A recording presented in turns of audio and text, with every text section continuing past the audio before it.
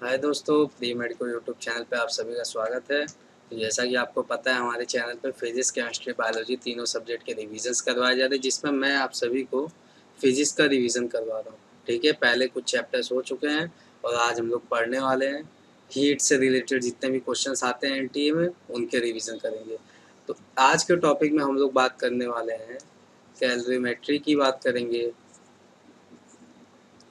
Heat transfer की बात करेंगे,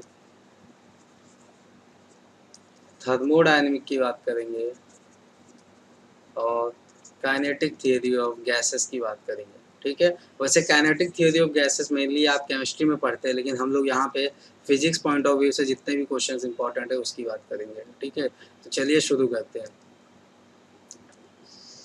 पहले कैलोरीमेट्री, इस चैप्टर की बात करें तो इस चैप्टर में जहाँ से पहला क्वेश्चन जो बनता है, पहला क्वेश्चन आपको चेंजेस की बात करता है, डिग्री, फ़ारेनहाइट की केल्विन में। ये तीनों हमें या तो डिग्री सेल्सियस करके केल्विन में चेंज कराएगा, या केल्विन दे के फ़ारेनहाइट, या डिग्री सेल्सियस दे के फ़ारेनहाइट, कुछ भी करा सकता है यहाँ पे चेंजेस। ठीक है, तो हमारे पास जो ये सेल्सियस और केल्विन का, ये तो हमें सबको पता ही होता है कि सेल्सियस इक्वल टू क्या होता है। यहाँ पे अगर कोई भी वैल्यू सेल्सियस में उसको अगर केल्विन में चेंज करना है तो हम लोग क्या करते हैं, उसमें ऐड करते हैं 273, तो वो वैल्यू किस में चेंज होती है, केल्विन में।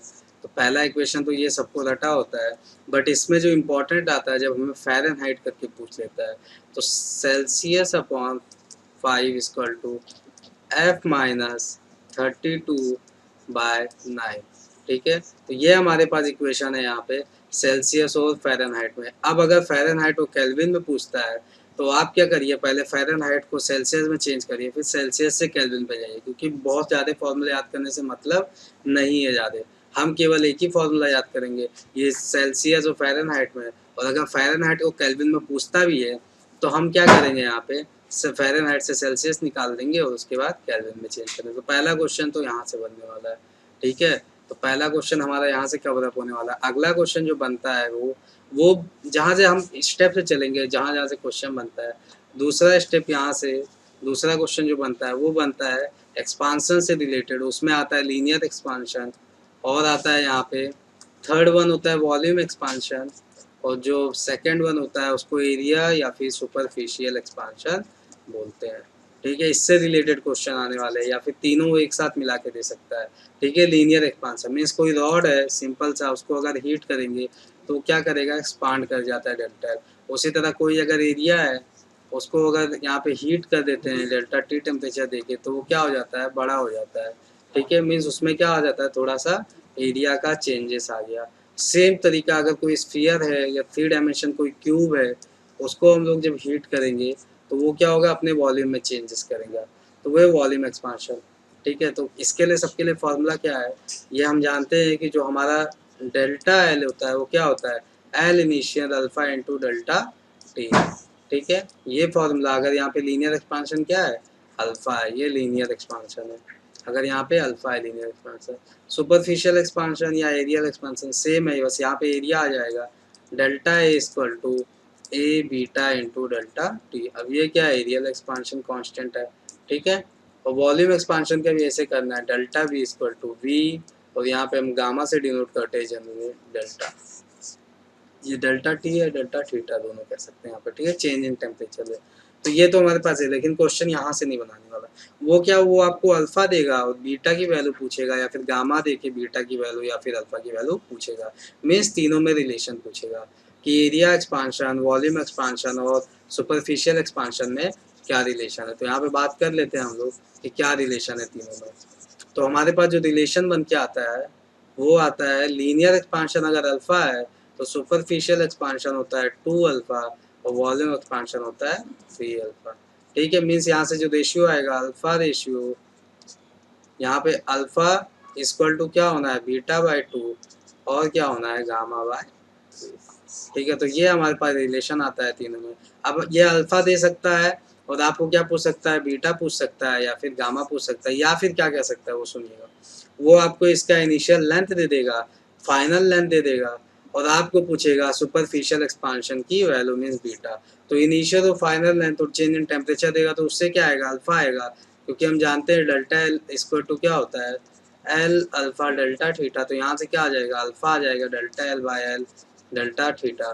तो अल्फा, अब उसके बाद अल्फा इसको बीटा इक्वल टू क्या होता है, 2 इंटू अल्फा, तो कर सकते हैं। मतलब ये है कि आपको यहाँ पे आपको चेंजेस करने रहेंगे तीनों में, ठीक है।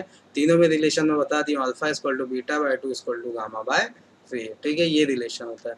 इसके अलावा जो अगला क्वेश्चन जो बनाता है वो आता है यहाँ पे चेंजिंग का, या फिर हीट का ट्रांसफर, हीट ट्रांसफर कैसे करते हैं, ठीक है, वो ऐसे कुछ क्वेश्चन देगा। तो पहले हम लोग देख लेते हैं हीट ट्रांसफर किस किस मेथड से होता है। तो पहला मेथड जो हम लोग ज़्यादा करके मेल नहीं पढ़ते, वो पढ़ते हैं कंडक्शन, ठीक है। कंडक्शन हम लोग पहले पढ़ने वाले हैं। तो कंडक्शन में क्या होता है एक्चुअल में, यहाँ पे हीट ट्रांसफ़र होता है बट पार्टिकल का ट्रांसफ़र नहीं होता है, ठीक है। विदाउट, यहाँ पे कह सकते हैं विदाउट मूवमेंट ऑफ मॉलिक्यूल, ठीक है। यहाँ पे हीट ट्रांसफ़र होना है बट मॉलिक्यूल का मूवमेंट नहीं होना है, यही हम मेनली पढ़ते हैं। और इससे क्या इस कैसे इसको समझ सकते हैं, देख लीजिएगा।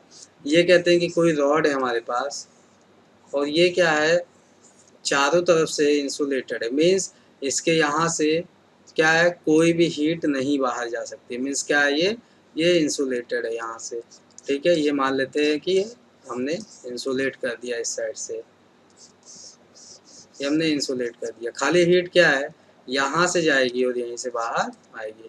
तो हम कंडक्शन में कहते हैं कि rate of heat transfer means D Q by D T, इसकी वैल्यू जो होती है वो क्या होती है, के ए डेल्टा थीटा अपॉन यहाँ पे एल होती है, ठीक है।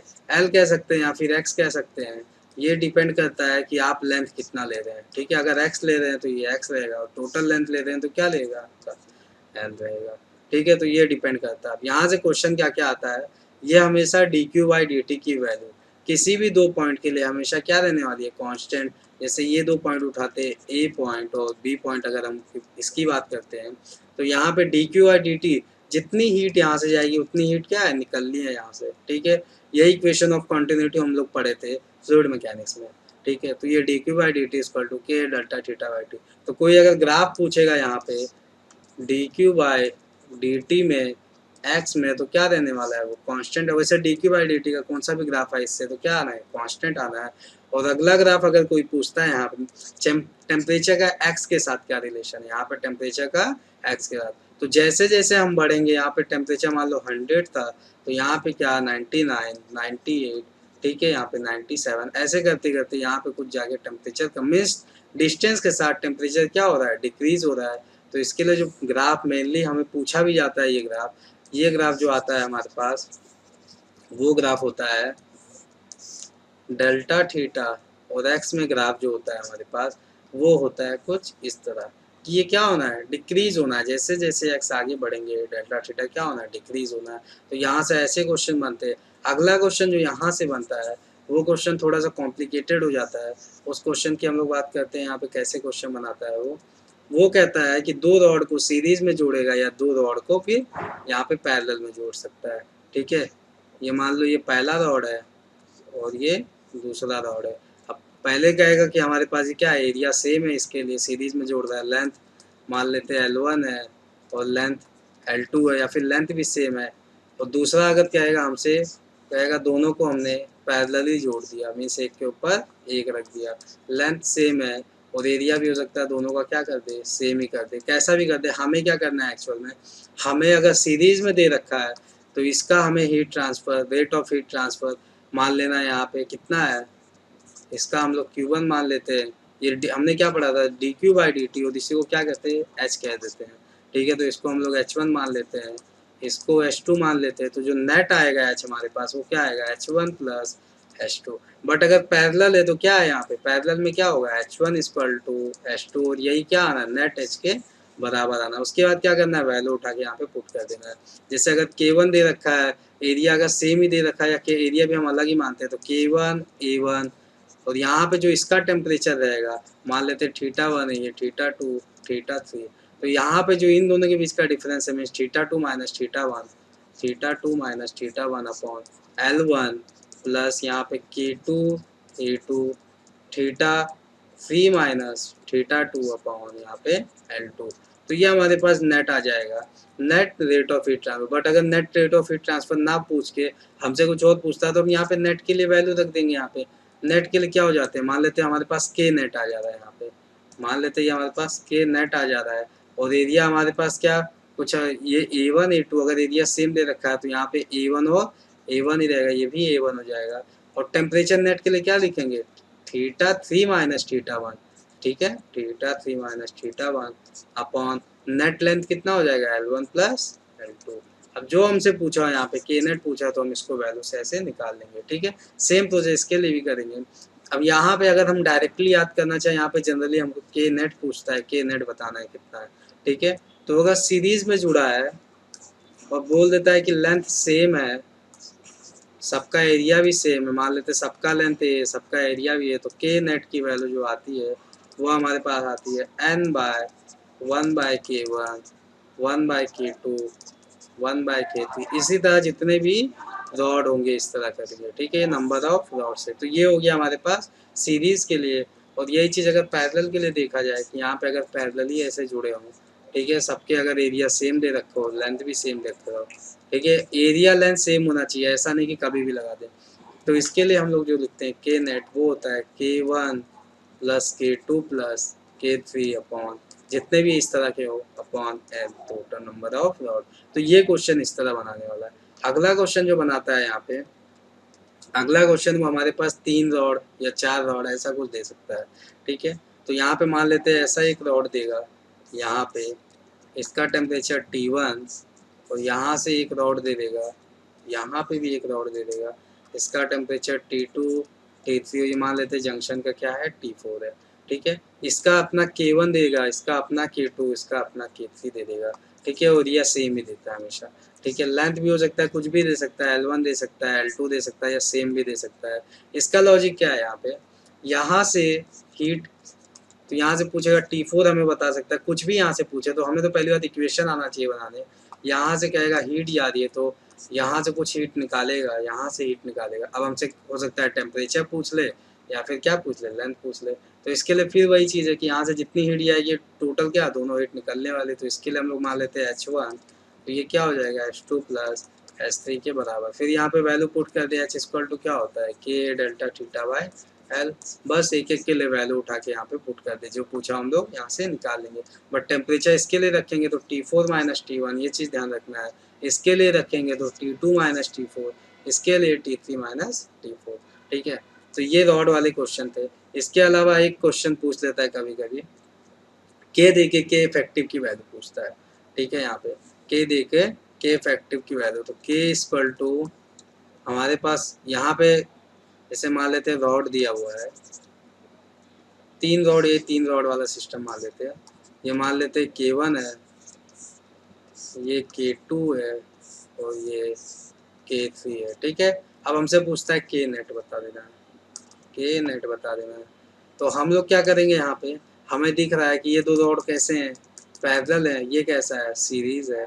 तो हम लोग के ना लेके यहाँ पे कभी भी ऐसे जनरली क्वेश्चन आता है तो हम लोग के ना लेके उसको रेजिस्टेंस मान के चलेंगे कि एक रेजिस्टेंस ये है R1, एक रेजिस्टेंस ये है R2 और एक रेजिस्टेंस ये है R3, ठीक है। तो हम लोग क्या करेंगे यहाँ पे R equal to L by K A, means यहाँ पे R क्या है इन्वर्सली प्रोपोर्शनल के। तो यहाँ पे अगर वैल्यू दे रखी है ऐसे, इसकी अगर वैल्यू मान लेते हैं 2K है और इसकी वैल्यू अगर K2 की वैल्यू मान लेते हैं K/2 है और इसकी K3 की वैल्यू मान लेते हैं ये दे रखा है 3K, ठीक है। तो रेजिस्टेंस के टर्म में इसको कैसे, इसको लिखेंगे R/2, इसको क्या लिखेंगे, इसको 2R और इसको क्या लिखेंगे R/3।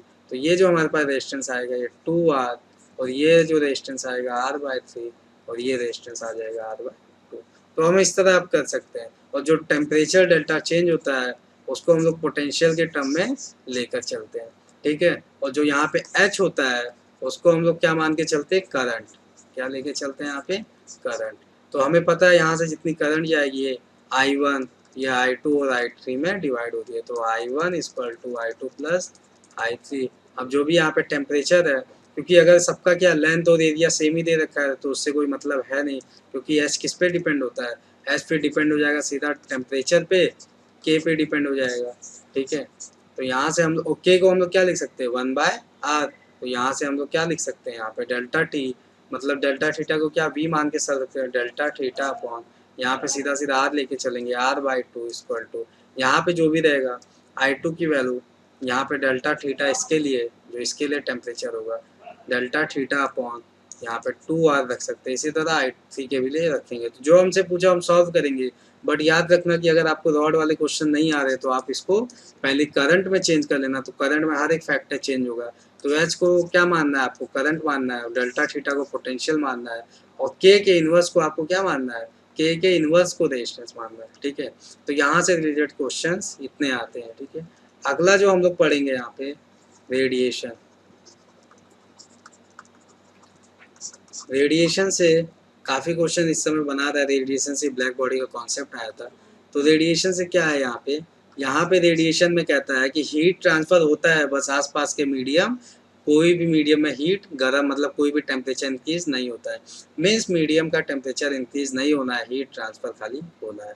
ठीक है, जैसे ये कोई अगर हीट हमने क्यू हीट दिया है इस बॉडी को, तो ये बॉडी क्या करेगा, कुछ पार्ट रिफ्लेक्ट करता है इसका, कुछ पार्ट एब्जॉर्ब करता है, कुछ पार्ट ट्रांसमिट कर देता है, मीन्स आर पार कर देता है। ठीक है, तो यहाँ से हमें पता चल रहा है Q heat equal to Q R plus Q A plus Q T, क्योंकि इस क्यू का कितने 1 2 3 पार्ट हो गए तो हमने लिख दिया। ठीक है, अब क्यू से हम डिवाइड कर देते हैं यहाँ पे Q R by Q plus Q A by Q और plus Q T by Q. तो ये हमारे पास 3 रेशियो आ गए। अब इस 3 रेशियो की बात करते हैं, इसे कह सकते हैं हम लोग यहाँ पे रिफ्लेक्टेंस या कोएफिशिएंट ऑफ रिफ्लेक्शन, इसे कह सकते हैं एब्जॉर्प्शन, एब्जॉर्प्टेंट कहते हैं, या फिर कोएफिशिएंट ऑफ एब्जॉर्प्शन। तो यहाँ पे इसको कह सकते हैं हम लोग यहाँ पे ट्रांसफर हो रहा है, ये ट्रांसमिटेड हो रहा है, तो इसको हम लोग कहते हैं ट्रांसमिटेंट। ठीक है, ट्रांसमिटेंस, ठीक है, तो इसको हम लोग डिनोट कर सकते हैं आर से, इसको ए से, इसको टी से, इस रेशियो को। ठीक है, तो यहाँ से क्या आ रहा है, रिफ्लेक्टेंस, एब्जॉर्प्शंस और क्या ट्रांसमिटेंस की वैल्यू क्या होती है, ऐड करने पे 1 होती है।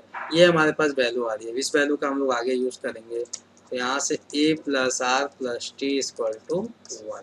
ठीक है, अब अगर ए 0 हो जाए और आर 0 हो जाए तो टी की वैल्यू क्या आएगी 1। मीन्स खाली क्या है, ट्रांसमिटेंस, मीन्स वो बॉडी क्या कर रहा है, खाली ट्रांसमिट कर रहा है, तो उसको हम लोग कह देंगे गुड ट्रांसमीटर। ठीक है, तो पूछ सकता है अच्छे ट्रांसमीटर क्या है, तो ए और आर क्या होना चाहिए, 0 होना चाहिए। ठीक है, सेम कंडीशन हम तीनों के लिए लगा देंगे, A equal to 1, R equal to 0, T equal to 0, तो ये क्या है, गुड एब्जॉर्बर। और यही क्या होता है, ब्लैक बॉडी, यही क्या हो जाता है,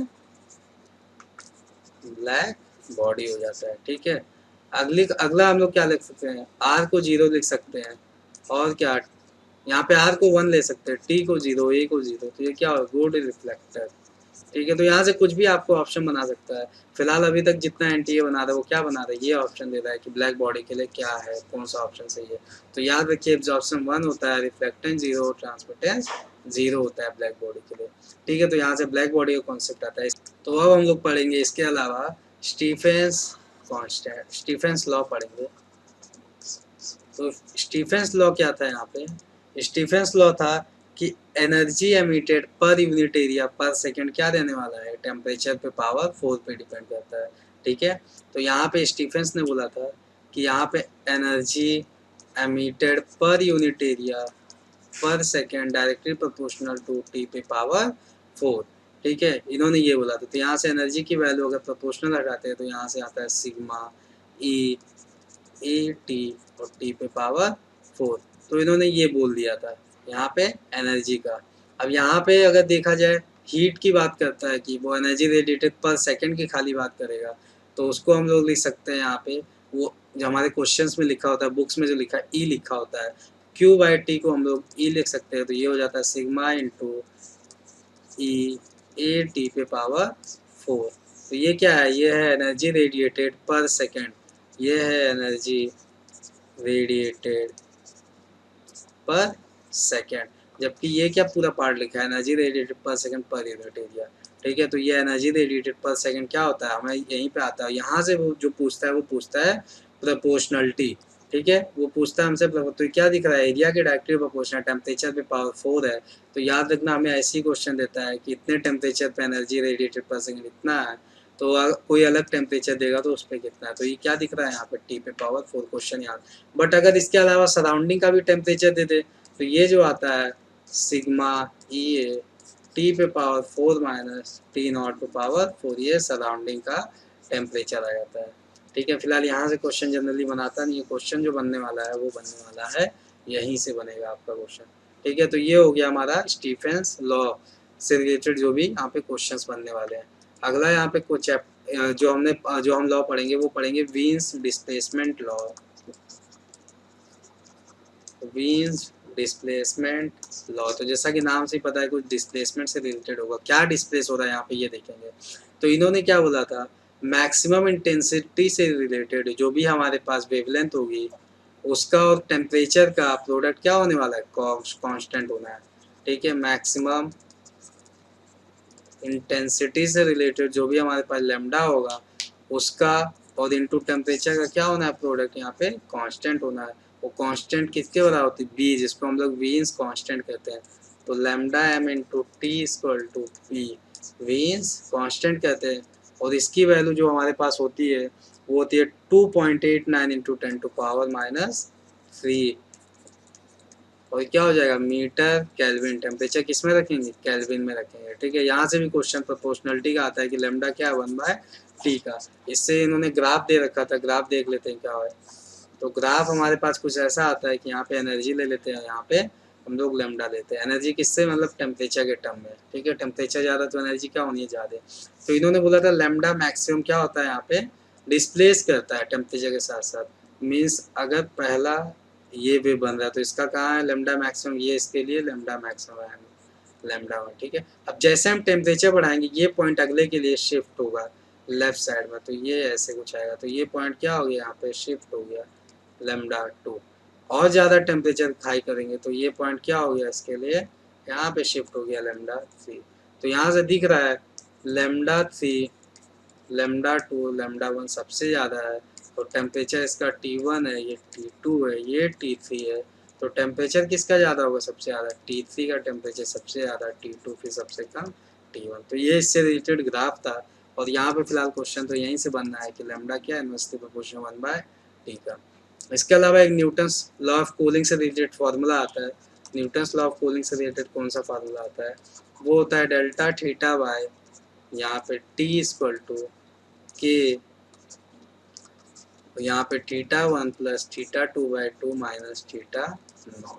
तो ये न्यूटन्स लॉ ऑफ कूलिंग से आता है। यहाँ पे जो क्वेश्चन बनना है सीधा सीधा बनता है, बस हमेशा दो ही क्वेश्चन देगा, क्योंकि अगर एक ही क्वेश्चन एक ही बना के दे दिया तो आपके लिए कैलकुलेशन आसान हो जाएगा, इसीलिए अलग अलग देता है। वो कहता है एक बार टेम्परेचर 40 से 50 हो रहा है 5 मिनट में, अगली बार 50 से 40 यहाँ पे कम होगा टेम्परेचर, अगली बार क्या आएगा, ये 40 से मान लेते 35 हो रहा है 8 मिनट में।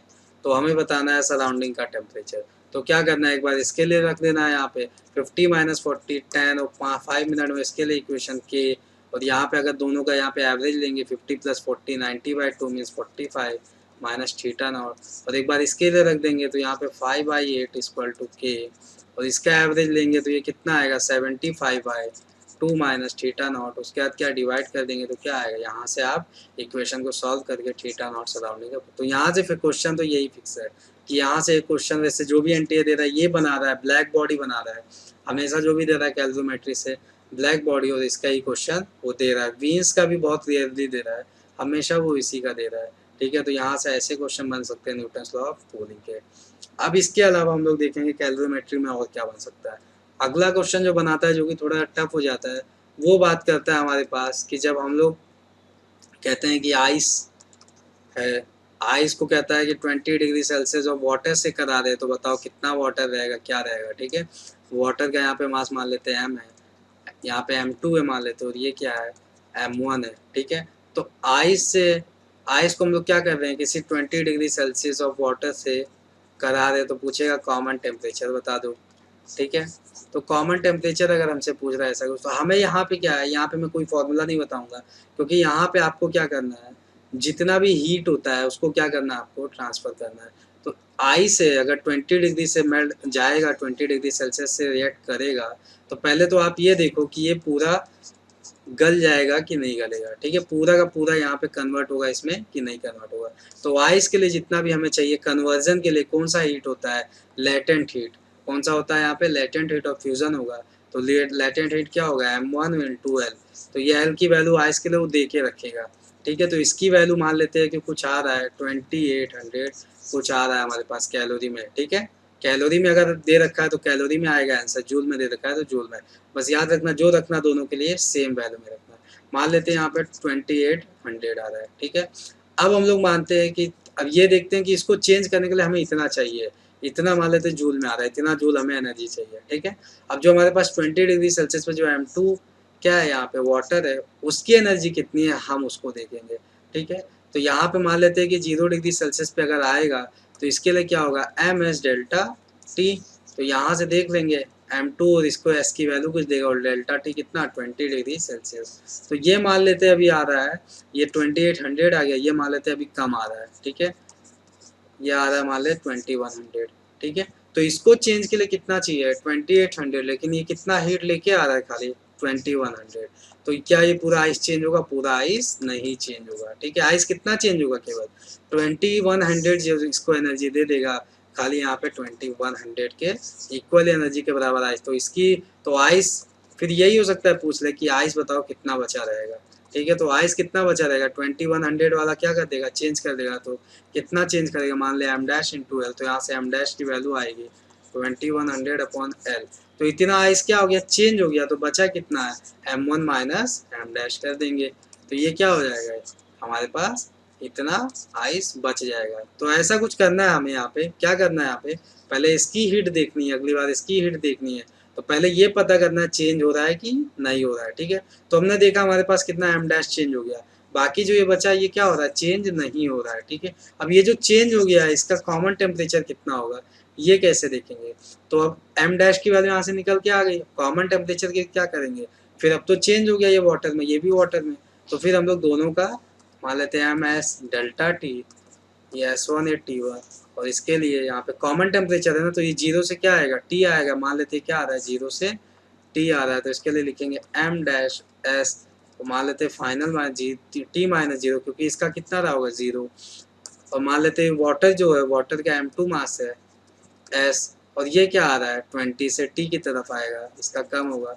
तो यहाँ से क्या आएगा हमारे पास कॉमन टेबल। मास कैसे निकाला हमने, मास इस तरह निकाला कि देखा कितना पार्ट चेंज हो रहा है, तो जो पार्ट चेंज हो रहा है उसके बराबर हीट कितना देना पड़ रहा है, हमने मास वहाँ से निकाल लिया, ठीक है। वैसे आपके पास जब भी क्वेश्चन देगा वो आपको सीधा इतना वैल्यू देता है कि आप सीधा चेंज ही करा दीजिए, क्योंकि हमेशा चेंज करा ही देता है, ठीक है। जब भी आप चेक करेंगे तो आपका चेंज ही होना है, ठीक है। तो इसीलिए आप सीधा चेंज करिएगा, और यहाँ पे सीधा MS delta T into equal to क्या है, M2S2 डेल्टा T लगा देना है। तो यहाँ पे कोई स्पेसिफिक फार्मूला तो नहीं है, बट यहाँ पे हम लोग यही कर सकते हैं कि जो भी यहाँ पे अब मान लेते हैं 2 वाटर ही दे रखे हैं, ये भी वाटर, ये भी वाटर, इसका टेम्परेचर कुछ अलग दे रखा है T1, इसका टेम्परेचर T2, हमसे पूछता है कॉमन टेम्परेचर। तो यहाँ पे क्या वाटर चेंज करने की कोई ज़रूरत है ही नहीं यहाँ पे। तो यहाँ पे जो भी मास होगा और स्पेसिफिक हीट दोनों का सेम ही रहे, क्योंकि वाटर का फिक्स है, एक हमेशा एक ही कोई भी हमारे पास चीज़ हो उसका स्पेसिफिक हीट क्या होनी, फिक्स होनी है।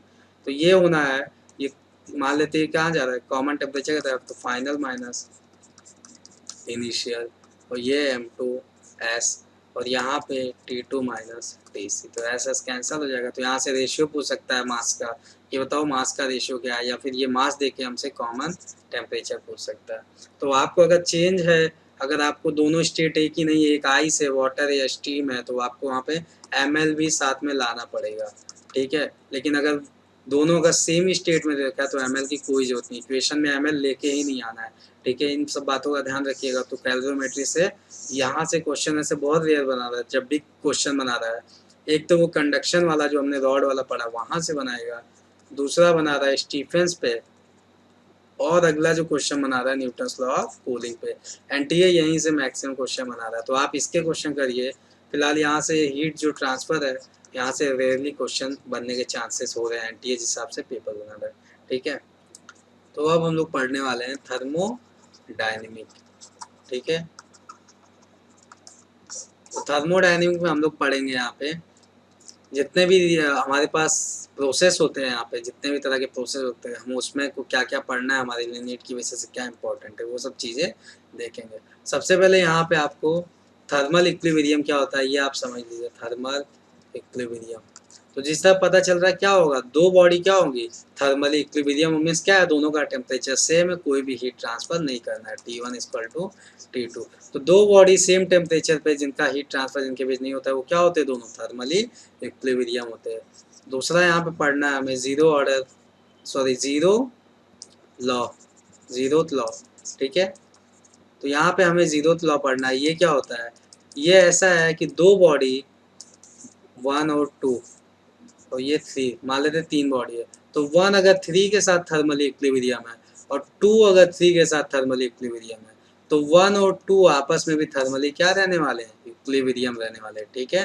तो इसका ऐसे हम लोग कहते हैं कि अगर दो बॉडी सेपरेटली किसी तीसरे बॉडी से थर्मली इक्विलिब्रियम है तो वो दोनों भी क्या होने वाले हैं, थर्मली इक्विलिब्रियम। तो ये जीरोथ लॉ था। और जो हम लोग तीसरा पढ़ेंगे वो पढ़ेंगे फर्स्ट लॉ ऑफ थर्मोडायनेमिक्स। तो फर्स्ट लॉ ऑफ थर्मोडायनेमिक, ये पहला तो इस पे क्वेश्चन होता है किस पे बेस है, तो ये बेस है कंजर्वेशन ऑफ एनर्जी पे बेस है, ठीक है। और इसका एक इक्वेशन आता है कि delta Q equal to delta W plus delta U. Means क्या है कि अगर हम लोग किसी सिस्टम पे क्यू हीट दे रहे हैं, तो वो सिस्टम क्या करेगा, उस हीट का इस्तेमाल या तो वर्क डन करने में करेगा कुछ पार्ट, और कुछ पार्ट क्या करेगा, अपनी इंटरनल एनर्जी बढ़ाएगा, मीन्स अपना टेम्परेचर बढ़ाएगा, ठीक है। तो यही है कि अगर हम लोग क्यू हीट देंगे तो उसका कुछ पार्ट डब्ल्यू और कुछ पार्ट डेल्टा यू में जाएगा। तो ये क्या है, कंजर्वेशन ऑफ एनर्जी पे बेस है फर्स्ट लॉ। अब हम लोग यहाँ पे बात कर लेते हैं प्रोसेस की। तो इतना तो आपको पता होगा, आइडियल गैस इक्वेशन में जो भी हम लोग पढ़ते हैं P V equal to N R T, ठीक है। तो हम लोग इसी के बेसिस पे हम लोग प्रोसेस की बात करते हैं। पहला प्रोसेस जो हमारे पास आएगा वो आएगा आइसोथर्मल प्रोसेस। तो आइसोथर्मल मीन्स क्या है, टेम्परेचर क्या रहने वाला है, यहाँ पे कांस्टेंट रहने वाला है, इसके नाम से ही पता चल रहा है। तो टी अगर हम कांस्टेंट कर लिए, टी अगर यहाँ से हम लोग इधर लिखते हैं, यहाँ पे टेम्परेचर अगर हमने कांस्टेंट कर लिया, ठीक है, तो क्या होगा, P इनवर्सली प्रोपोर्शनल 1/V। तो इसका ग्राफ कैसे आएगा हमारे पास, P और V का ग्राफ किस तरह आएगा, कुछ इस तरह आएगा यहाँ पे, ठीक है, रेक्टेंगुलर हाइपरबोला। तो यहाँ पे PV का ग्राफ हमारे पास ये आ गया, ठीक है। बात करते हैं ग्राफ की स्लोप की। तो इसका जो स्लोप होता है वो क्या होता है, -P/V। तो आपको यहाँ पे स्लोप भी याद रखना है क्या होता है आइसोथर्मल पे, यहाँ पे हमारे पास स्लोप क्या निकल के आने वाला है। अब आइसोथर्मल में हम लोग स्पेसिफिक हीट क्या हो जाएगा, तो स्पेसिफिक हीट क्या होता है, Q/m इंटू डेल्टा टी। अब आइसोथर्मल में चेंज क्या है, जीरो, तो C क्या हो जाएगा यहाँ पे, इनफाइनाइट। तो ये भी चीज़ याद रखना, कभी कभी सिंपल हो सकता है कि स्पेसिफिक हीट क्या होगा आइसोथर्मल पे, तो क्या होगा यहाँ पे, इनफाइनाइट होगा। अब आइसोथर्मल में हम लोग अगर वर्क डन की बात कर लेते हैं यहाँ पे, तो वर्क डन की वैल्यू जो होती है इंटीग्रेट करने पे आती है ये 2.303 म्यू आर टी लॉग 10, और ये क्या हो जाएगा, V final upon V initial, ठीक है। या फिर क्या है, V इनवर्सली प्रोपोर्शनल P है, तो इसी को P के फॉर्म में भी कह सकता है, 2.303 mu R T log 10 P initial upon P final. तो ये हमारे पास क्या आ गया आइसोथर्मल प्रोसेस में वर्क डन। तो आपको इतनी सारी चीज़ें ये सब कुछ ना कुछ पता होना चाहिए। अच्छा, ये होता क्या है, ये होता है बॉयल्स लॉ। तो हम यहाँ पे गैस में आगे चल के बॉयल्स लॉ यहीं पढ़ लेते हैं। तो क्या है बॉयल्स लॉ, कि टेम्परेचर कांस्टेंट करने में क्या होता है, P इनवर्सली 1/V। तो क्या हो जाता है, ये बॉयल्स लॉ हो जाता है, ठीक है। और इंटरनल एनर्जी की बात करें तो इंटरनल एनर्जी क्या हो जाएगी यहाँ पे, क्योंकि टेम्परेचर सेम है तो इंटरनल एनर्जी क्या, ये होता है NR डेल्टा टी होता है। तो और ये डेल्टा टी क्या हो गया, जीरो। तो इंटरनल एनर्जी क्या हो गया यहाँ पे, जीरो हो गया। तो यहाँ से डेल्टा क्यू इक्वल टू क्या हो गया, डब्ल्यू। तो यही वैल्यू क्या हो जानी है, यही वैल्यू डेल्टा क्यू की हो जानी है, ठीक है। तो अब ये सब याद नहीं करना है आपको, याद क्या करना है यहाँ पे, खाली वर्क डन का फॉर्मूला याद करना है।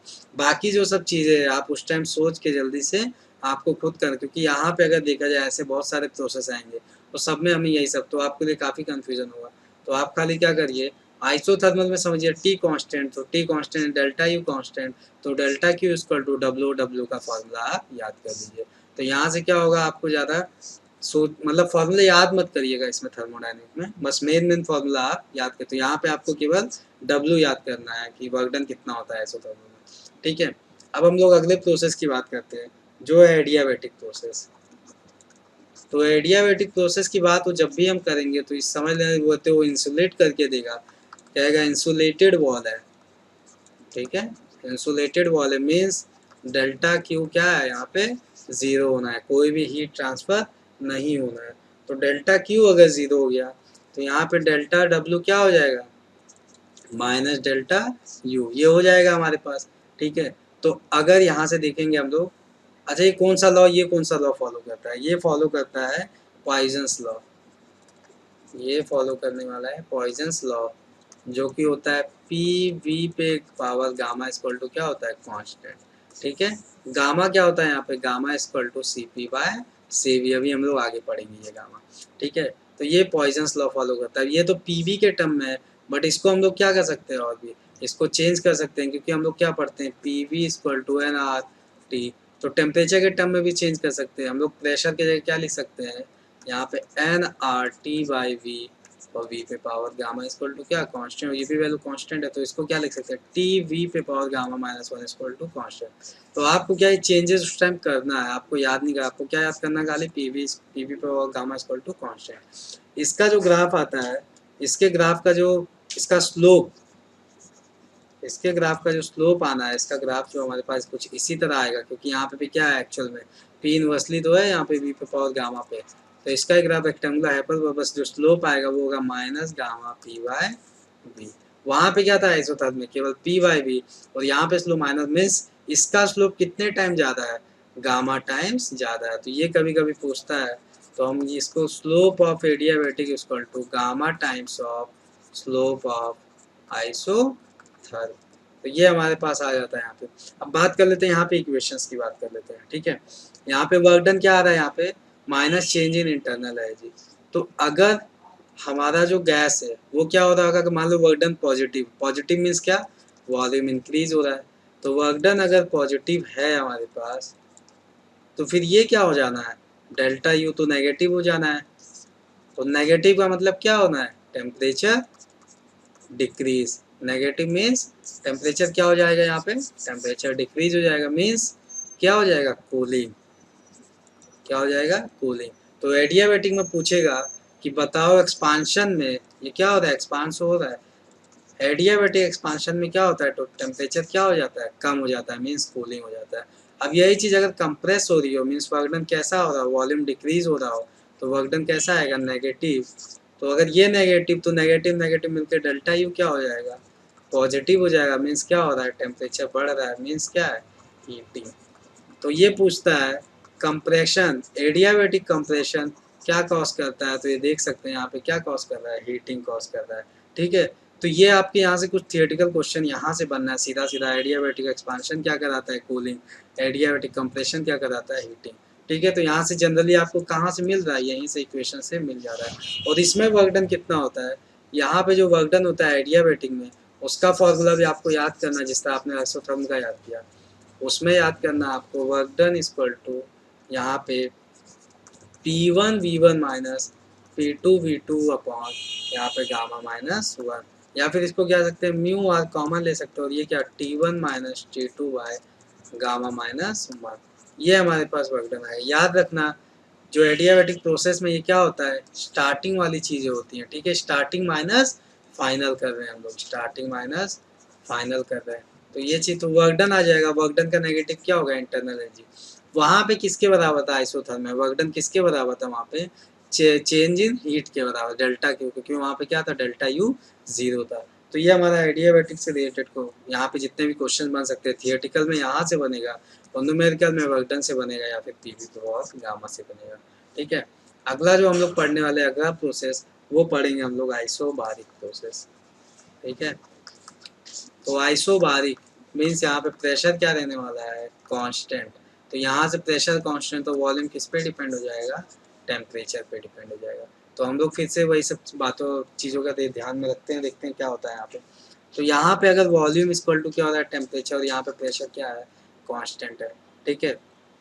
तो हम लोग यहाँ से वॉल्यूम अगर बढ़ेगा तो टेम्परेचर भी क्या होगा, बढ़ेगा। तो यहाँ पे भी हम लोग क्या बात करेंगे, कंप्रेशन और एक्सपांशन की। तो यहाँ से बात करते हैं एक्सपांशन और कंप्रेशन। तो दिख रहा है अगर वॉल्यूम बढ़ रहा है, एक्सपांशन हो रहा है, मीन्स वॉल्यूम इंक्रीज, तो टेम्परेचर क्या हो रहा है, इंक्रीज। तो डेल्टा यू क्या आना है यहाँ पे, पॉजिटिव। और एक्सपांशन हो रहा है तो डेल्टा डब्ल्यू भी क्या आएगा, पॉजिटिव। तो क्यू भी क्या हो जाएगा यहाँ पे, पॉजिटिव हो जाएगा। ठीक है, कंप्रेशन में यही चीज़ें क्या हो जानी है, वॉल्यूम अगर डिक्रीज हो रहा है तो टेम्परेचर भी क्या होगा, डिक्रीज। तो डेल्टा यू भी क्या होगा, नेगेटिव। और वर्क डन भी क्या होगा, नेगेटिव। तो क्यू भी क्या हो जाना है यहाँ पे, नेगेटिव। तो इतनी सारी, तो यहाँ पे हम लोग ये कह सकते हैं कि आइसोबारिक एक्सपांशन में क्या होता है, हीट क्या कर रहा है यहाँ पे, पॉजिटिव है। मीन्स यहाँ पे हीट क्या हो रहा है, सिस्टम में आ रहा है, और ये नेगेटिव है तो heat flow from the system. तो आइसोबारिक कंप्रेशन में यहाँ पे थियोरी पूछ सकता है क्या होता है यहाँ पे, तो हम लोग कह सकते हैं आइसोबारिक कंप्रेशन में हीट फ्लो फ्रॉम सिस्टम। ठीक है, यहाँ से एक ये थियरी वाला क्वेश्चन बना सकता है, फ्लो फ्रॉम सिस्टम। तो यहाँ पे जो वर्क डन का फॉर्मूला आ जाता है, तीनों में हमें क्या याद करना है, वर्क डन का formula mu R T2 minus T1, बस इतना आएगा। ठीक है, इससे पहले हम लोग जो एडियाबेटिक पढ़े उसमें क्या पढ़ा, mu R T1 minus T2 upon gamma minus 1। ठीक है, लेकिन यहाँ पे गामा माइनस 1 नहीं आएगा, यहाँ पे क्या आएगा, mu R T1 minus T2 नहीं, T2 माइनस T1 हो जाएगा। ठीक है, तो ये हमारे पास यहाँ पे आइसोबारिक प्रोसेस में वर्क डन का फॉर्मूला आ गया। और यहाँ पे भी जो स्लोप है, यहाँ पे अगर और क्या, तो आइसोबारिक में ये वाला हमारे पास वर्क डन का फॉर्मूला आ गया। और इसके अलावा कुछ यहाँ से आइसोबारिक में पूछेगा नहीं, जो भी हमसे पूछेगा ज़्यादा करके क्वेश्चन एडियाबेटिक से ही आता है। ठीक है, तो आप एडियाबेटिक को अच्छे से रिवाइज कीजिए, उसका स्लोप, उसका वर्क डन, और उसमें जो मैंने थियोरेटिकल बातें कही है। ठीक है, तो अगला प्रोसेस, अब इसके अलावा हम लोग क्या पढ़ेंगे, आइसोकोरिक प्रोसेस। Isochoric process. ठीक है, तो आइसोकोरिक मीन्स यहाँ पे वॉल्यूम क्या होना है, कांस्टेंट। तो वॉल्यूम कांस्टेंट, तो प्रेशर किसके प्रोपोर्शनल, टेम्परेचर के प्रोपोर्शनल हो जाएगा। तो यहाँ पे अगर देखा जाए पी और वी के बीच का ग्राफ कैसा आएगा, सिंपल स्ट्रेट लाइन। क्या आना है यहाँ पे, सिंपल स्ट्रेट लाइन आएगा, क्योंकि ये दिख रहा है हमें वॉल्यूम क्या रखना है, कांस्टेंट। तो ये हमारे पास आ गया स्ट्रेट लाइन। ठीक है, अब यहाँ पे हम लोग बात करते हैं प्रेशर अगर इंक्रीज हो रहा है या प्रेशर अगर डिक्रीज हो रहा है तो क्या होना है यहाँ पे। तो यहाँ पे pressure directly proportional to temperature. तो अगर हम लोग प्रेशर बढ़ाएंगे तो टेम्परेचर भी क्या होगा, बढ़ेगा, मीन्स क्या होगा, ये हीटिंग। ठीक है, तो यहाँ पे अगर प्रेशर घटाएंगे, मीन्स अगर नीचे जा रहा है ये ग्राफ, तो ये टेम्परेचर भी क्या होगा, कम होगा, तो क्या होगा, ये कूलिंग होगा। ठीक है, तो यहाँ पे अगर टेम्परेचर ये बढ़ रहा है, मीन्स डेल्टा यू क्या आना है, पॉजिटिव। और यहाँ पे डेल्टा यू क्या हो जाएगा, नेगेटिव। ठीक है, और अगर प्रेशर अगर बढ़ रहा है तो यहाँ पे हम लोग क्या कह सकते हैं, यहाँ पे वर्क डन क्या होना है, पॉजिटिव। तो यहाँ पे वर्क डन क्या हो जाएगा, नेगेटिव। सॉरी, वर्क डन क्या होना है, दोनों में जीरो रहना है। वर्क डन क्या रहना है, क्योंकि यहाँ पे वॉल्यूम क्या है, कांस्टेंट ना, वॉल्यूम यहाँ पे कांस्टेंट है, तो दोनों में वर्क डन क्या होगा, जीरो। क्योंकि वर्क डन होता क्या है, मेनली पी डेल्टा बी, तो वॉल्यूम कांस्टेंट हो जीरो, तो वर्क डन दोनों में जीरो होगा। तो यहाँ पे डेल्टा यू पॉजिटिव, तो क्यू भी क्या होगा, पॉजिटिव। और यहाँ पे क्यू भी क्या होगा, नेगेटिव, क्योंकि यहाँ पे क्यू डायरेक्टली किसके बराबर, डेल्टा यू के। तो पहली बात तो आप सबसे यही पूछ सकता है कि कौन किसके बराबर कब होता है। ठीक है, कौन से प्रोसेस में। जैसे हम बात कर लेते हैं यहाँ पे, पहला दे दिया जैसा अभी हमने पढ़ा, Q equal to delta U, ये कौन से प्रोसेस में अभी था, हमारा आइसोकोरिक प्रोसेस में था। ठीक है, अगला हमसे दे दिया यहाँ पे आइसोकोरिक प्रोसेस में ये हो गया। और अगला हमसे मान लेते क्या देता है कि delta U equal to minus W. तो ये किस में था, delta Q equal to minus W, ये था एडियाबेटिक में। क्यों, क्योंकि एडियाबेटिक ही था, जहाँ पे डेल्टा क्यू क्या होना है, यहाँ पे जीरो होना है। ठीक है, और यहाँ पे अगला पूछ सकता है डेल्टा क्यू डब्ल्यू के बराबर क्या है।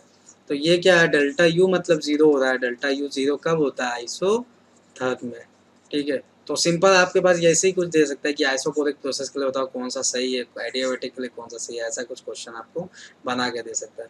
तो आप इन पूरे प्रोसेस का वर्क डन का फॉर्मूला आपको याद होना चाहिए, बाकी कोई फॉर्मूला नहीं है, बाकी आप 2-3 बार उसको रिवाइज करिए बार बार, वो आपके क्वेश्चंस कवर अप कर देगा। ठीक है, बार बार आप ऐसे लिख के रिवाइज करिए आइसोथर्म में क्या क्या था, और उसको मतलब सोचिए आप, ठीक है। आइसोथर्मिक क्या होना है, टेम्परेचर कांस्टेंट, और डेल्टा यू क्या होता है, 0। तो यहाँ से क्या हो जाएगा, delta Q equal to W, फिर डब्लू का फार्मूला वही, क्यू का फार्मूला, कुछ इस तरह आप रिवाइज करिए जल्दी जल्दी, ठीक है, अपने मन में। तो यहाँ से आपके जितने भी प्रोसेस, चारों प्रोसेस हो, इसके अलावा कई प्रोसेस और होते हैं, cyclic process, quasi static process, मतलब हमारे काम के कौन से, यही 4 प्रोसेस थे। अब हम लोग पढ़ने वाले हैं इसमें हीट इंजन, और एक पढ़ेंगे हम लोग हीट पंप या फिर रेफ्रिजरेटर, ठीक है। तो अभी तक क्वेश्चन तो हमसे आया है रेफ्रिजरेटर करके, बट अगर हीट पंप आ गया तो आप उसको हीट इंजन मत समझिएगा, ठीक है, क्योंकि दोनों के फॉर्मूले थोड़े से डिफरेंट हो जाते हैं। हीट इंजन में क्या करते हैं, यहाँ पे हमारे पास हॉट रिजर्वायर होता है, तो हॉट रिजर्वायर पता चल रहा है इसका टेम्परेचर क्या होना है, हाई होना है। और एक हमारे पास कोल्ड रिजर्वायर होता है। तो हम क्या करते हैं, यहाँ से हॉट रिजर्वायर से कुछ हीट लेते हैं और उससे हम लोग कुछ वर्क डन करते हैं, और जो बची हुई हीट है उसको कोल्ड रिजर्वायर में ट्रांसफ़र करते हैं। मीन्स यहाँ से दिख रहा है Q1 equal to W plus Q2, ये तो हमारे पास इक्वेशन आया है, ठीक है। तो पहला क्वेश्चन वो ऐसा कुछ दे देगा, फिलहाल ऐसा तो क्वेश्चन में पूछता है नहीं, हमें वो डिवीज़न करके पूछता है, ठीक है। वहाँ से कुछ रेशियो पूछता है कि Q2 बाय Q1 का रेशियो बता दो, ठीक है। तो यहाँ से दिखेगा कि अगर Q2 बाई Q1, तो डिवाइड बाय अगर हम Q1 करेंगे तीनों को। अब यहाँ पे फार्मूला है, खाली मैं 2 फार्मूला याद करवाऊंगा, बाकी सब आपको ऐसे प्रूव करना रहेगा। तो ये क्या हो जाएगा, 1 equal to W bye Q1, और ये क्या हो जाएगा प्लस Q2 बाय Q1, यही तो होगा हमारे पास। अब यहाँ पे हमें W दे देगा, तो यहाँ से क्या दिख रहा है, Q2 by Q1 equal to क्या हो जाएगा, Q2 बाय Q1। यहाँ से क्या लिख सकते हैं इसको, इधर चला जाएगा तो 1 माइनस डब्ल्यू बाय Q1, तो हमारे पास ऐसा कुछ देगा, ठीक है। और यहाँ से और क्वेश्चन, यहाँ से जो मेनली हमें याद करना है फॉर्मूला, क्या करना है, एफिशिएंसी की, एफिशिएंसी कितनी है हीट इंजन की, ठीक है। तो एफिशिएंसी क्या होगा, जितना हम वर्क डन कर रहे हो, जितना हीट ले रहे हैं, ठीक है। ये तो एफिशिएंसी है कि हम जितना आउटपुट दे रहे हो और इनपुट जितना ले रहे थे, यही तो एफिशिएंसी होती है, ठीक है। तो डब्ल्यू बाई क्यू, डब्ल्यू क्या आएगा, डब्ल्यू इस फॉर्मूले से देखना है यहाँ पे, Q1 minus Q2 by Q1, और इसको क्या है 1 माइनस Q2 बाय Q1। तो ये हमारे पास एफिशिएंसी का फार्मूला आ गया। तो एफिशिएंसी का जो हमारे पास फार्मूला है, eta equal to 1 minus Q2 by Q1, ठीक है। ये हमारे पास एफिशिएंसी का फार्मूला आ गया। अब यहाँ पे क्या है, इसको यहाँ से हम जो हीट है, हीट का रेशियो ही Q1 by Q2 equal to, ये टेम्परेचर का भी रेशियो होता है यहाँ पे, ठीक है। तो इसी को हम लोग लिख सकते हैं 1 माइनस T2 अपॉन T1। अच्छा, Q2 क्या है यहाँ पे, कोल्ड रिजर्वायर, और ये क्या है, हॉट, मीन्स इसका टेम्परेचर, या T1 इसका टेम्परेचर T2। याद रखना यहाँ पे जो भी टेम्परेचर रखना है, ये हम किस में रखेंगे, ये हम रखने वाले हैं केल्विन में, कभी सेल्सियस में मत रख दीजिएगा। जो यहाँ पे आंसर भी अगर टेम्परेचर का आता भी है तो केल्विन में आएगा, और जो रखना है उसको भी किस में रखना है, केल्विन में, फिर अगर सेल्सियस पूछा तो कन्वर्ट करेंगे, ठीक है। तो ये हमारे पास क्या आ गया, एफिशिएंसी के हीट इंजन का फॉर्मूला। हीट पंप की बात कर लेते हैं, हीट पंप में क्या करेगा वो, तो हीट पंप या फिर रेफ्रिजरेटर, इसकी बात करते हैं, क्या है ये, सेम चीज़ है, बस उस प्रोसेस को हमें क्या करना है, वो उल्टा कर देना है। हम वहाँ पे क्या कर रहे थे, हीट निकाल के वर्क डन कर रहे थे, यहाँ पे हम लोग क्या करेंगे, वर्क करेंगे और हीट देंगे, और यहाँ पे कोल्ड रिजर्वायर से, तो यहाँ पे टोटल क्या आएगा, नेट हीट हम लोग हॉट रिजर्वायर को देने वाले हैं। तो यहाँ पे हमें क्या है, वहाँ से हम Q1 से चले थे, W किए तो Q2 ट्रांसफर, यहाँ पे Q2 देंगे, W करेंगे, यहाँ पे Q1 टोटल हीट देना है, ठीक है। Q2 हीट हमें क्या निकालना है वहाँ से, तो ये हमारे पास रिजर्वायर का हो गया। अब यहाँ पे जो आता है, सेम फॉर्मूला तो दोनों के लिए वही है, कि यहाँ पे क्या है, Q1 equal to W plus Q2, formula तो सबसे है, बट यहाँ पे वहाँ पे क्या था, एफिशिएंसी था, और यहाँ पे हमारे पास आने वाला है कोएफिशिएंट ऑफ परफॉर्मेंस, जिसको हम लोग बीटा कह सकते हैं, इसको हम लोग कहते हैं कोएफिशिएंट ऑफ परफॉर्मेंस। तो ये क्या होता है, बीटा होता है, और बीटा की वैल्यू यहाँ पे क्या होनी है, coefficient of performance means beta, तो ये क्या हो जाएगा, वो हो जाएगा परफॉर्म कितना कर रहे हैं हम लोग, Q2 बाय W, ठीक है। तो ये फॉर्मूला आपको, इसीलिए मैंने कहा ईटा, वहाँ पे ईटा याद करना है, यहाँ तो यहाँ पे क्या, यहाँ पे बीटा याद करना है फॉर्मूला, ठीक है।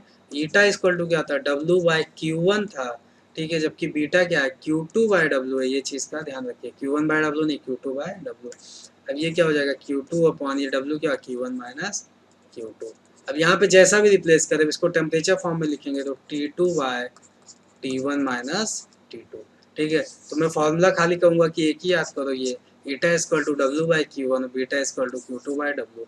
बाकी क्या आपको रिप्लेस करना है इस फॉर्मूले से, ठीक है। तो ये फॉर्मूला आपको क्या, जब फिगर ध्यान में रहेगा, Q1 equal to W plus Q2 ये हो जाएगा। बट आप फॉर्मूला क्या याद करेंगे, W/Q1 और Q2/W। तो यहाँ से कोएफिशिएंट ऑफ परफॉर्मेंस। अब इसी दोनों से रिलेटेड हमारे पास जो आता है, हमने फर्स्ट लॉ ऑफ थर्मोडायनेमिक्स पढ़ा और सेकेंड लॉ ऑफ थर्मोडायनेमिक्स आ जाता है। सेकेंड लॉ ऑफ थर्मोडायनेमिक्स क्या कहता है, किसी भी इंजन की एफिशिएंसी पूरा 100% नहीं हो सकता, ठीक है। मीन्स वो 100% यहाँ से हीट देके और 100% वर्क डन हम नहीं कर सकते, ठीक है। हमें क्या, क्योंकि कुछ ना कुछ हीट देना पड़ता है, क्योंकि उसी तरह बीटा भी क्या है, इनफाइनाइट नहीं हो सकती किसी भी इंजन के लिए। तो ये क्या है, सेकेंड लॉ ऑफ थर्मोडायनेमिक्स। वैसे ये कभी क्वेश्चन आया नहीं, लेकिन आएगा तो ये ध्यान में रखिएगा।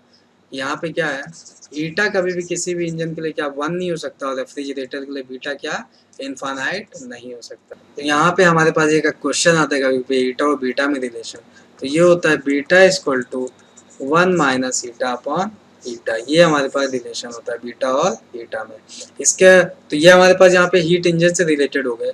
इसके अलावा कभी कभी कार्नोट इंजन से पूछता है, यहाँ पे कार्नोट इंजन से। यह एक ऐसा इंजन होता है जो कि कभी आइडियली तो एग्जिस्ट नहीं करता, क्योंकि इनके हिसाब से एफिशिएंसी क्या होती है, 1 होती है। तो कोई पूछे किसकी एफिशिएंसी 1 होती है, कार्नोट इंजन की, वजह एग्जिस्ट ही नहीं करता ये चीज़। तो वही है ना कि कभी भी कोई भी इंजन की एफिशिएंसी 1 नहीं हो सकती। तो ये खाली एक इमेजिनरी इंजन है, ठीक है। यहाँ पे क्या कितने प्रोसेस होते हैं, यहाँ पे कार्नोट साइकिल चलती है। इस इंजन में क्या होता है, कार्नोट साइकिल चलता है, ठीक है। कैसे होता है देख लीजिएगा। बस यहाँ पे आपको इस ग्राफ से रिलेटेड कहाँ कहाँ से क्वेश्चन आएगा ये देख के जाना है। यहाँ पे हम लोग पहले जो करते हैं वो करते हैं आइसोथर्मल, ठीक है।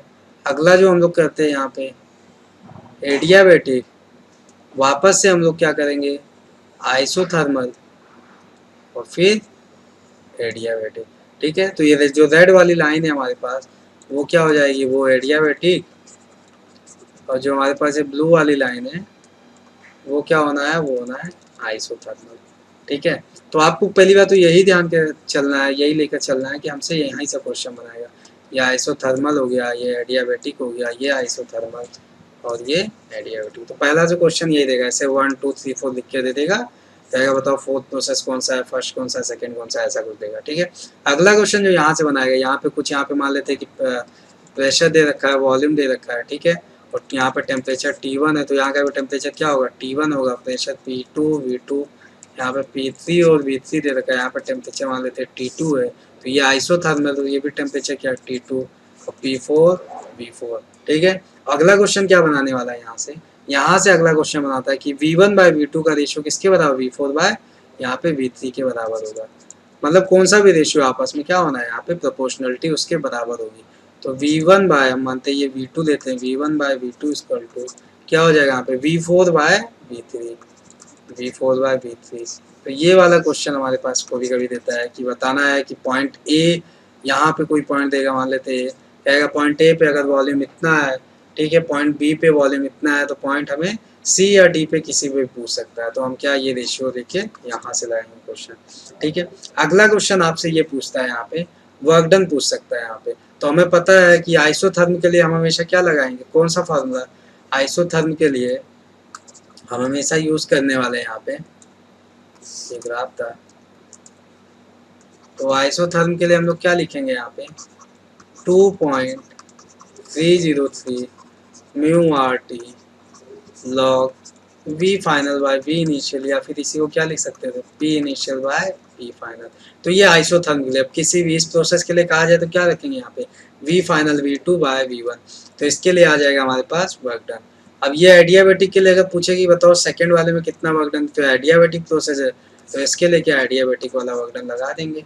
क्या होता है म्यू R और T1 माइनस T2 होता है, मीन्स इनिशियल टेम्परेचर जो T1 था और T2, यहाँ से यहाँ चल रहे हैं हम लोग, तो फाइनल टेम्परेचर नहीं लेना आपको, इनिशियल लेना है T1/T2 अपॉन गामा माइनस 1। तो यहाँ से इतने ही क्वेश्चन बनाएगा। पहला तो ये ग्राफ से पूछेगा, अगला क्वेश्चन यहाँ पे वॉल्यूम से, अगला क्वेश्चन यहाँ पे किसी एक में यहाँ पे वर्क डन पूछेगा, या टोटल वर्क डन पूछ सकता है आपसे। तो यहाँ पे टोटल वर्क डन भी आप क्या करेंगे, ऐड कर लेंगे चारों को। ठीक है, प्रोसेस हमारा कुछ इस तरह चलता है यहाँ पे। ठीक है, तो आइसोथर्म से एडियाबैटिक, एडियाबैटिक से आइसोथर्म, या फिर उसके बाद एडियाबैटिक, कहीं से भी प्रोसेस आप शुरू, क्योंकि साइक्लिक है तो आप कहीं से भी इसको शुरू करते हो। कार्नोट इंजन से रिलेटेड इतने क्वेश्चंस आएंगे। अब हम लोग पढ़ेंगे काइनेटिक थियरी ऑफ गैसेस। तो काइनेटिक थियरी ऑफ गैसेस, वैसे मेनली ये चैप्टर है केमिस्ट्री का, बट यहाँ पे हम लोग फिजिक्स से रिलेटेड जितने भी क्वेश्चंस आएंगे उनको देख लेते हैं। तो काइनेटिक थियरी ऑफ गैसेस में हमसे सबसे पहले क्वेश्चन अगर आसान बनाता है वो सिंपल ग्राफ से रिलेटेड या फिर लॉ की बात करता है। पूछेगा बॉयस लॉ क्या है, ये हमने पहले भी देख लिया। बॉयस लॉ क्या है, P V equal to constant. तो इसका ग्राफ कैसे आएगा, यहाँ पे पी और वी में ग्राफ कैसे आएगा, ऐसे आएगा। और पी और टी में अब कई चीज़ें यहाँ पे बन सकती है।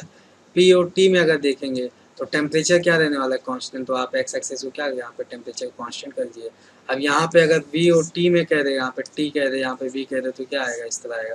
तो यहाँ पे कई चीज़ें यहाँ पे कंडीशन बन सकती है। तो फिलहाल हमें क्या ध्यान रखना है, हमारे पास जो बेसिक है वो क्या है, पी वी क्या है, यहाँ पे कांस्टेंट है, यहाँ पे बॉयस लॉ ये बनाता है। अगला यहाँ पे जो पूछ सकता है हमसे, ये सब सिंपली हम लोग चल रहे हैं फिलहाल, यहाँ से पूछता नहीं, केमिस्ट्री में पूछता है। अगला जो हम पढ़ेंगे यहाँ पे चार्ल्स लॉ। तो चार्ल्स लॉ क्या होता है, यहाँ पे volume directly proportional temperature means क्या है, यहाँ पे प्रेशर कांस्टेंट। तो इसका भी सेम ग्राफ है। वी और टी में कोई पूछे तो कौन सा ग्राफ आएगा, ये स्ट्रेट लाइन आएगा ग्राफ। ठीक है, और प्रेशर, और पी और टी में कोई पूछे, पी और टी में तो प्रेशर क्या रखना है आपको, कांस्टेंट रखना है। इसी तरह आप अपने हिसाब से बना सकते हैं यहाँ पे ग्राफ। ठीक है, या फिर ग्राफ देख के आपको पहचानना पड़ता है। अगला हम लोग यहाँ पे पढ़ेंगे गे-लुसैक लॉ। तो यहाँ पे गे-लुसैक लॉ में क्या है, यहाँ पे हमारे पास वॉल्यूम कांस्टेंट हमें करना है। तो वॉल्यूम कांस्टेंट करेंगे तो प्रेशर डायरेक्टली प्रोपोर्शनल टेम्परेचर हो जाएगा। ठीक है, फिर वही यहाँ पे ग्राफ देख लेंगे। अगला फिर आएगा हमारे पास Dalton partial pressure law, partial pressure law. तो डाल्टन ने क्या बोला था कि अगर हमारे पास किसी कंटेनर में कई गैसेज है, N1, N2, N3 मान लेते हैं, सबके गैसेस के क्या है, मोल है। ठीक है, और टोटल मोल इनका क्या आएगा, ऐड करने पे जो भी आएगा इनका टोटल मोल। ठीक है, तो हमारे पास अगर इस कंटेनर का टोटल प्रेशर अगर हमारे पास दिया है, तो एक गैस का जो प्रेशर P1 होगा वो क्या होगा, मोल फ्रैक्शन के directly proportional, means P1 is, तो यहाँ पे एक जो गैस का होता है वो मोल फ्रैक्शन के क्या हो जाता है, यहाँ पे डायरेक्टली प्रोपोर्शनल। तो P1 जो होता है वो क्या हो जाएगा, मोल फ्रैक्शन ऑफ X1। और मोल फ्रैक्शन क्या होता है, उसका मोल अपॉन टोटल मोल, यही तो होता है। अब यहाँ पे जब प्रोपोर्शनलिटी हटाएंगे तो यहाँ पे जो कांस्टेंट है वो क्या आएगा, टोटल का आता है। तो इन्होंने ये बोला था कि P ऑफ किसी भी मान लेते हैं X गैस का निकालना है, तो P टोटल अगर दिया है तो X का क्या निकालना है हमें, मोल फ्रैक्शन। ठीक है, ये हमारे पास डाल्टन पार्शियल प्रेशर लॉ आया था। ठीक है, ये भी केमिस्ट्री में आप लोग इस पर कई सारे क्वेश्चंस भी करते हैं, तो ये आपको ध्यान रखना है। यहाँ पे पार्शियल प्रेशर का यहाँ पे लॉ हो गया। अगला जो यहाँ पे आता है वो आता है ग्राहम्स डिफ्यूजन लॉ। तो यहाँ पे आना है अगला, वो आना है ग्राहम्स डिफ्यूजन लॉ। फिजिक्स में यहाँ से क्वेश्चन बनाता है। ग्राहम डिफ्यूजन क्या था कि rate of diffusion directly proportional to root of density, या फिर directly proportional root of mass, या मोलर मास है, या फिर इसी को क्या कह सकते हैं हम लोग यहाँ पे क्या कह सकते हैं, मोल। तो यहाँ पे हमारे पास इतनी मतलब रेट ऑफ डिफ्यूजन क्या है यहाँ पे, डेंसिटी का, और ये क्या हो गया, root of mass, molar mass पे डिपेंड कर रहा है। तो ग्राहम डिफ्यूजन लॉ हो गया। तो ये तो थियोरेटिकल क्वेश्चन है, यहाँ से फिलहाल केमिस्ट्री में क्वेश्चन ज़्यादा आते हैं। हमारे पास फिजिक्स में क्वेश्चन कहाँ से आता है, जो पहला क्वेश्चन बनाता है हमारे पास फिजिक्स में, पहला क्वेश्चन ही बनाता है वो बनाता है VRMS स्पीड से। ठीक है, यहाँ पे रूट मीन स्क्वायर स्पीड से। तो VRMS का अगर हम जनरल फार्मूला देखेंगे तो क्या है, स्क्वायर मीन और क्या है, रूट है। तो पहले हम लोग क्या करेंगे, सब वेलोसिटी का स्क्वायर कर देंगे। वैसे ये भी अपॉन जितने भी होंगे n टू रूट। तो ये तो VRMS आ गया। फिलहाल ये फार्मूला नहीं पूछेगा, आपसे पूछेगा VRMS का जो फार्मूला वो होता है √3kT बाय स्मॉल m, और ये होता है √3RT बाय कैपिटल M। अब ये क्या है, कैपिटल M यहाँ पे मैंने याद रखा है, यहाँ पे के याद रखना जब मॉलिक्यूल का मास दिया रहेगा, मास ऑफ मॉलिक्यूल, तो हम लोग के यूज करेंगे, बट अगर जब मोलर मास दिया रहेगा तो हम लोग आर यूज करेंगे। पूरे काइनेटिक थ्योरी ऑफ गैसेस में जहाँ कहीं भी मोल आएगा हम लोग क्या यूज़ करने हैं, आर, और जहाँ कहीं भी मॉलिक्यूल आएगा उसके साथ हम लोग के यूज़ करेंगे। इन सब बातों का ध्यान रखें। अब यहाँ से पता चल रहा है वी आर एम एस क्या डिपेंड करता है, directly proportional to root T. तो यहाँ पे प्रेशर का कोई इफेक्ट नहीं आता, ये चीज़ ध्यान रखना है। ये क्वेश्चन बनाता है कि प्रेशर को 4 गुना कर दिया जाए, टेम्परेचर को हाफ करे, बताओ। तो खाली टेम्परेचर पे डिपेंड करता है, ये प्रेशर पे डिपेंडेंसी नहीं है यहाँ पे वी आर एम एस की। ठीक है, तो V R M S speed में हमें ये वाला ध्यान रखना है यहाँ पे। अगला जो आता है यहाँ पे प्रेशर में और वी आर एम एस में रिलेशन फिलहाल डिपेंड नहीं करता, बट फॉर्मूले के हिसाब से कैसा आता है, P equal to 1/3 rho V square. ठीक है, अब यहाँ से ये मत कह देना कि ये भी रूट पी पे डिपेंड करता है, नहीं, रूट पी पे डिपेंड नहीं करता है। बस ये फॉर्मूला आप एक बार देख के जाइए, क्योंकि पूछ लेता है यहाँ पे। प्रेशर इक्वल टू 1/3, यहाँ पे क्या है, रो वी स्क्वायर। तो ये हमारे पास यहाँ से जितना भी वी आर एम एस था, वी आर एम एस से रिलेटेड यहीं से क्वेश्चन बनाने वाला है। यहाँ पे ध्यान दीजिएगा, टेम्परेचर का क्या है, रूट पे डिपेंड। टेम्परेचर कैसा रखना है यहाँ पे, केल्विन में। ठीक है, जितना भी हम पढ़ रहे हैं यहाँ पे काइनेटिक थ्योरी ऑफ गैसेस या हीट में, जनरली किस में रख रहे हैं हम, केल्विन में। तो ना भी समझ में आए तो आप पहले केल्विन में ही रखिएगा। ठीक है, अगला यहाँ से आता है हमारे पास, वी आर एम एस पढ़ लिया, उसके बाद आता है most probable speed, V M P. ऐसे मोस्ट प्रोबेबल स्पीड का इसकी वैल्यू होती है वहाँ पे 3 के टी था, यहाँ पे 2 के टी बाई एम। और अगर इसको मोल के टर्म में तो यहाँ पे कितना, 2 आर टी बाई एम। ठीक है, तो ये हमारे पास आ गया मोस्ट प्रोबेबल स्पीड। उसके बाद आता है वी एवरेज।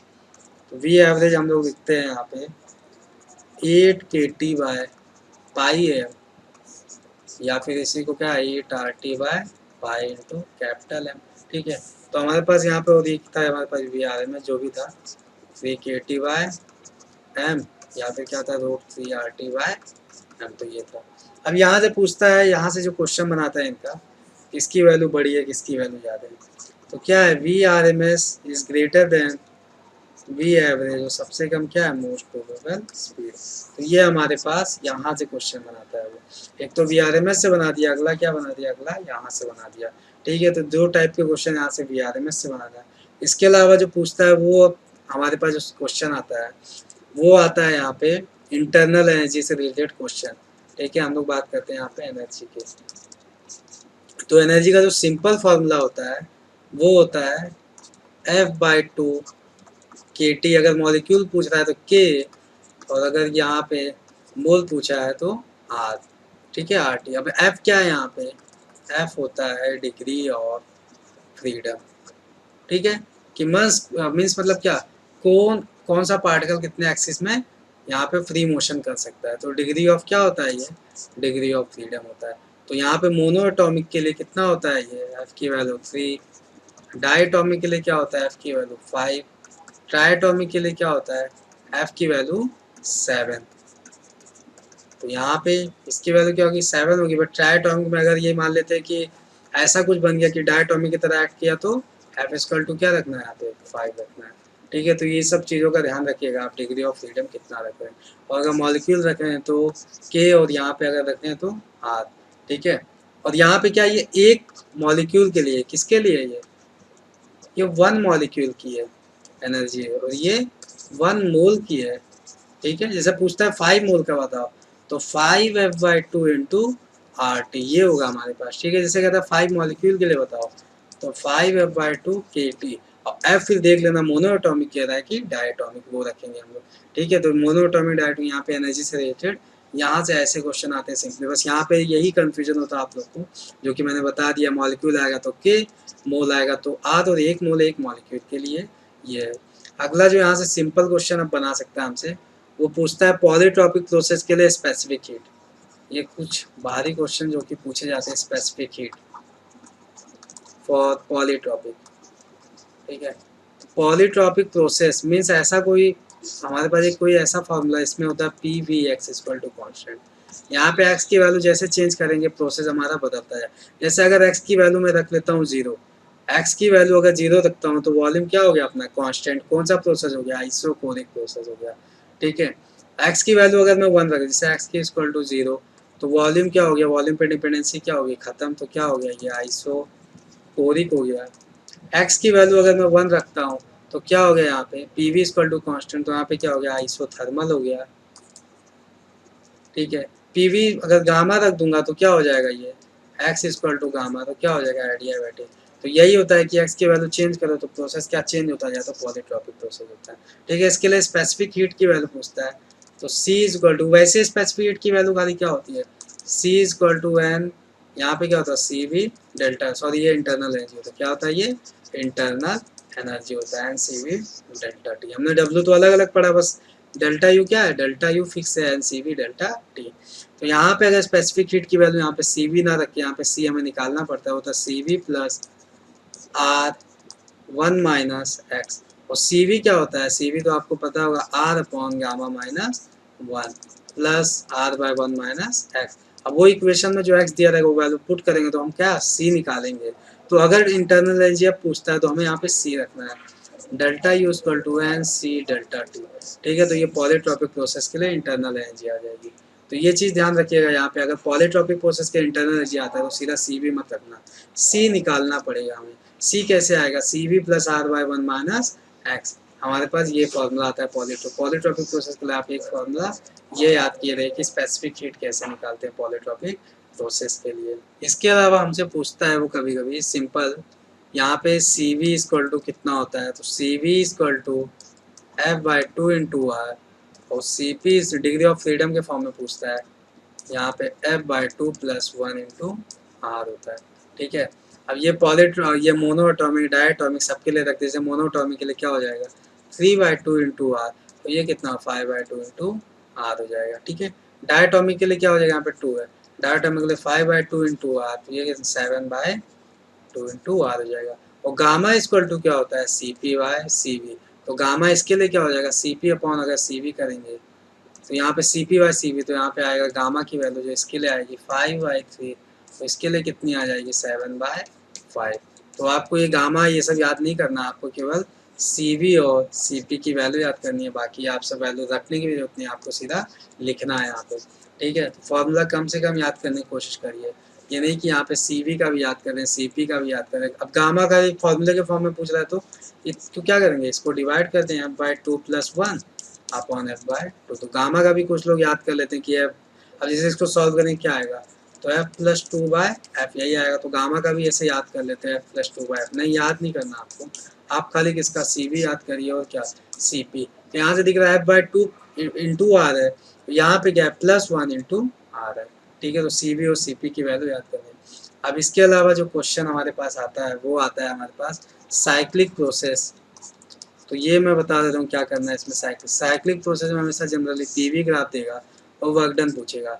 तो कभी भी वर्क डन इक्वल टू क्या होता है P into delta we means area. क्या करना है हमें एरिया। तो अगर हमारे पास ये स्क्वायर आ जाता है तो इसका एरिया तो हम निकाल लेंगे। यहाँ पे मान लेते हैं पी टू है, ये क्या है पी वन है, तो ये वी टू है, ये वी वन है। तो जो भी साइक्लिक उसके अंदर का खाली हमें एरिया निकालना है। ठीक है, स्क्वायर आ गया, हमने यहाँ पे इसका एरिया निकाल लिया, P two minus P one, और क्या आ जाएगा यहाँ पे अगर इसका एरिया की बात करते हैं P two minus P one, ये ले एक दूसरी लेन क्या हो जाती है पी टू माइनस, तो एरिया हो गया। ठीक है, बट अगर हमारे पास यहाँ पे सर्कल दे देता है, मान लेते हैं हमारे पास ऐसा कुछ सर्कल दे दिया। ठीक है, तो ये हो गया पी टू, ये पी वन, तो ये वी वन और ये क्या हो गया वी टू हो गया। ठीक है, तो सर्कल का एरिया क्या होता है पाई आर स्क्वायर, बट यहाँ पे आर तो दिया नहीं है। तो अगर आर कब लेते हैं हम लोग, जब यहाँ पे लेंथ सेम होता है, वरना क्या होता है पाई ए इंटू बी होता है। तो हम क्या सेंटर ले लेंगे V two minus V one by two, यही तो आएगा। फिर ये वाली वैल्यू कितनी आ जाएगी V two minus V one by two, ये मान लेते हैं ये हो गया हमारे पास। बी क्या हो जाएगा, मान लेते ये लेंथ ले लेते तो ये कितना हो जाएगा P two minus P one by two, तो ये क्या हो गया हमारे पास बी हो गया। फिर क्या करेंगे इसका मल्टीप्लाई, अगर दोनों सेम है तो सीधा क्या कर देंगे पाई आर स्क्वायर। तो आपके ये सर्कल से अगर सर्कल आता है तो यहाँ पे दिक्कत होती है, तो आप इस तरह इसको कर सकते हैं।